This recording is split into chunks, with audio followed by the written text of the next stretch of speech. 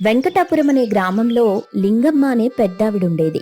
ఆమె చిన్నతనంలోనే తన భర్త చనిపోవడంతో తన కొడుకు నరసయ్యని బాగా కష్టపడి పెంచింది. అతను కూడా తల్లిని ఇబ్బంది పెట్టకుండా మంచిగా పొలం పనులు నేర్చుకుని కష్టపడుతూ ఉండేవాడు. అతనికి సీత అనే అమ్మాయినిచ్చి పెళ్లి చేసింది లింగమ్మ. కొత్త కోడలు ఇంటికొచ్చాక, అమ్మాయి సీత, ఇక నుండి ఇంటి బాధ్యత నీదే. సరే అత్తయ్య గారు. సరే అంటే సరిపోదు, చక్కగా నీ బాధ్యతలు నిర్వర్తించాలి. సరే అత్తయ్యా, నేనేమైనా తప్పు చేస్తే మీరు నన్ను సరిచేస్తూ ఉండండి. సర్లే, పెద్దోళ్ళున్నది దేనికి, తప్పొప్పులు సరిచేయడానికే కదా. అవును, మా అమ్మ అయితే బంగారం, నిన్ను చాలా బాగా చూసుకుంటుంది. సరేనండి. నువ్వమ్మ మాటకి ఎదురు చెప్పకు. సరేనండి. మొదట్లో కోడల్ని చాలా ప్రేమగా చూసుకునేది లింగమ్మ. రోజులు గడుస్తాయి. ఓ రోజు లింగమ్మ ఆడపడుచు సూర్యకాంతం తన ఇంటికొచ్చింది.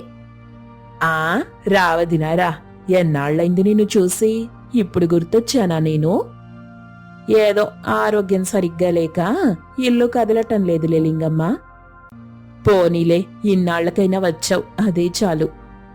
ఆ అబ్బాయికి పెళ్ళయిందంటగా?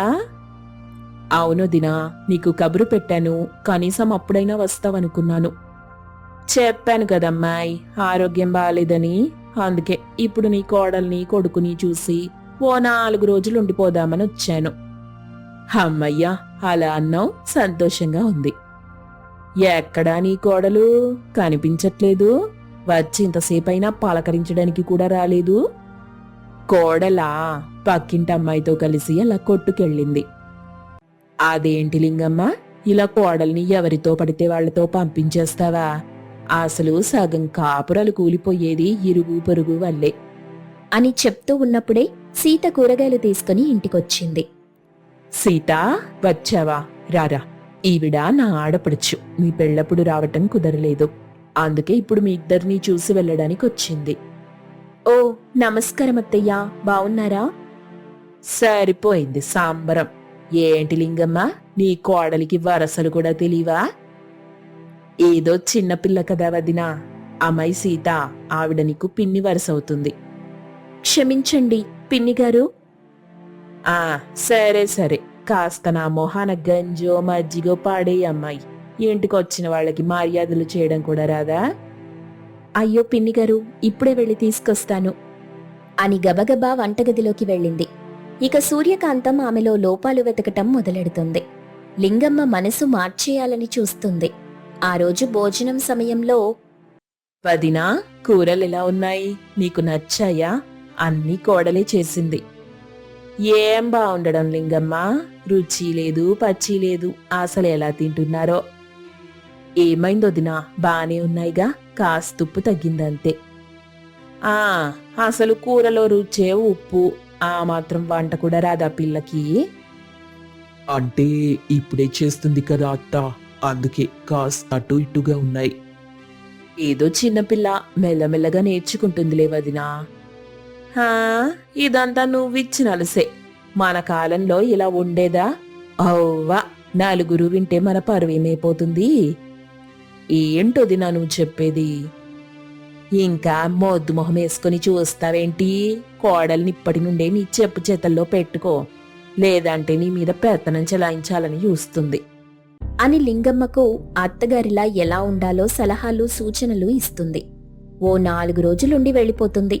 తర్వాత లింగమ్మ నరసయ్యతో, చూడు బాబు, అత్తయ్య చెప్పింది గుర్తుందిగా, కోడల్ని మరీ ఎక్కువ గారాబం చెయ్యకు, నీ చెప్పు చేతల్లో ఉంచుకో. అలాగేనమ్మా. సరే, జాగ్రత్త. ఏమో, ఈ కాలం ఆడపిల్లల్ని నమ్మలేం బాబు. అత్తయ్య ఏం చెప్పినా మన మంచి కోసమే కదమ్మా. అవును బాబు, నిజమే. ఆ రోజు నుండి ఇద్దరూ సీతని చూసే పద్ధతి మారింది. కొద్ది రోజులు చూసి చూసి సీత మనసు నొచ్చుకుంటుంది. దాంతో ఓ రోజు, ఏవండి, ఈ మధ్య మీరు అత్తయ్య గారు నాతో సరిగ్గా మాట్లాడటం లేదెందుకు? అవన్నీ నీకు చెప్పాలా? చెప్పిన పై చెయ్యి చాలు. నేనన్నీ సరిగ్గానే చేస్తున్నా కదండీ. ఏం చేస్తున్నావు? అసలు కూరలు సరిగ్గా చేస్తున్నావా? పనులు సరిగ్గా చేస్తున్నావా? ఇప్పుడిప్పుడే నేర్చుకుంటున్నాను కదా. ఏంటి నువ్వు నేర్చుకునేది? ఇన్నాళ్ళయింది సరిగా చేయటం తెలీదా? అని కోప్పడడంతో సీత ఇంకా బాధపడింది. ఎవరికి చెప్పాలో తెలియక ఆమె అమ్మవారికి రోజూ పూజ చేస్తూ తన మనసులోని బాధలు చెప్పుకుంటుంది. అమ్మా దుర్గమ్మ, వీరిద్దరూ నాతో ఇలా ఎందుకు ప్రవర్తిస్తున్నారో తెలియటం లేదు. నా బాధ ఎవరితో చెప్పుకోవాలో అర్థం కావటం లేదు. నేనన్నీ బాగానే చేస్తున్నాను, అయినా సరే వాళ్ళిద్దరూ నన్ను సాధిస్తూనే ఉన్నారు అని రోజూ అమ్మవారి ముందు మొరపెట్టుకుంటూనే ఉంటుంది. ఒక శుక్రవారం రోజు పూజకు ప్రత్యేకంగా నెయ్యి దీపం పెడుతుంది. పూజ ముగించాక కన్నీళ్లు కారుస్తూ, అమ్మా దుర్గమ్మ, నాకు తోడుగా ఉండి నన్ను కాపాడమ్మా. నేనెలాంటి తప్పు చేయటం లేదని అందరికీ అర్థమయ్యేలా చేయి తల్లి. పూజ గదిలో దీపం మంట ఒక్కసారిగా ఎగిసిపడింది. గదిలో సువాసన వ్యాపించింది. సీత ఆశ్చర్యపడి అత్తయ్య గారిని పిలవబోతుంది. కాని ఆగిపోతుంది. మనసులో, అమ్మా, నువ్వు నా మాట విన్నావని దీని అర్థమా అంది. ఆ రోజు రాత్రి లింగమ్మ నిద్రలోకి వెళ్ళింది. ఒక్కసారిగా ఇంట్లో గాలి బలంగా వీచినట్టనిపిస్తుంది. గోడపై ఉన్న దుర్గమ్మ ఫోటో చుట్టూ కాంతి వెలుగుతుంది. లింగమ్మ భయంతో కలలో లేచి కూర్చుంది. లింగమ్మా అమ్మా అంటూ చేతులు జోడించింది లింగమ్మ. నీ కోడలు సీత నా నిజమైన భక్తురాలు. ప్రతిరోజు నా ముందు కన్నీళ్లు కారుస్తూ ఉంది. కాని నువ్వు మీ వదిన మాటలు విని ఆమెను కష్టపెడుతున్నావు. అమ్మా, నేను కాస్త బాధ్యత నేర్పించాలని అనుకున్నాను అంతే. ప్రేమ లేకుండా ఏం చేసినా అది కష్టమే అవుతుంది. సీత అమాయకురాలు, ధర్మపరురాలు. ఆమెను గౌరవించు, ప్రేమించు. లేని పక్షంలో ఈ ఇల్లు శాంతిని కోల్పోతుంది. అమ్మా, ఇక నుండి నేను కోడల్ని గౌరవిస్తాను. నాకు బుద్ధొచ్చింది. నీకు ధన్యవాదాలు తల్లి. దుర్గమ్మ రూపం కనుమరుగైపోయింది. ఒక్కసారిగా లింగమ్మ చెమటలు పట్టి లేచి కూర్చుంది. తలుపు బయట గాలి మెల్లగా ఆగిపోతుంది. లింగమ్మకు ఇది సాధారణ స్వప్నం కాదని అర్థమైంది. ఆ తరువాత రోజు, సీతా, పూజైపోయిందా? అయిందత్తయ్య గారు. టీ తీసుకురమ్మంటారా?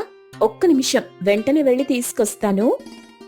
లేదు తల్లి, ఓసారిలారా, నేను నీతో మాట్లాడాలి.